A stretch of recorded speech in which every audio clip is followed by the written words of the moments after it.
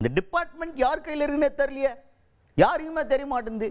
இந்த பகுதியில் இருக்க அமைச்சருக்கு தெரில, ஒரு நாடாளுமன்ற உறுப்பினர் சட்டமன்ற உறுப்பினர் யார்கிட்டையுமே நீங்கள் சொல்லலன்னா என்ன அர்த்தம் இது அப்படின்ற மாதிரி ஒருத்தர் டென்ஷன் ஆகிருக்கார்.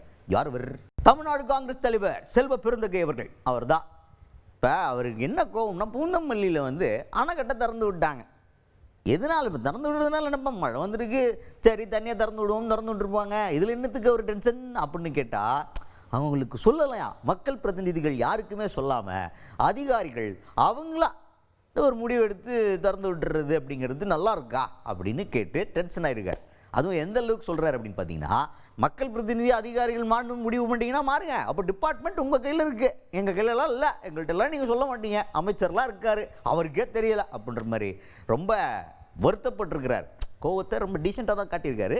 என்னென்னா இது எதனால் சொல்லணும் அப்படின்னு பார்த்தீங்கன்னா, இவங்களும் 4 இடத்துக்கு போயிட்டு மக்கள்கிட்டப்பா தண்ணி திறந்து விட்டாங்க, நீங்கள் ஊர்லலாம் ஜாக்கிரதையாக இருங்க, கரையோரமாக இருக்கிறவங்களாம் அப்படின்னு சொல்கிறதுக்கான அவகாசம் எங்களுக்கு வேணும்ல, அப்போ நீங்கள் எங்கள்கிட்ட முன்னாடியே சொல்லணும்ல அப்படின்ற மாதிரி கோபத்தை டீசெண்டாக வெளிப்படுத்தி இருக்கிறார் செல்வ பெருந்தகை அவர்கள்.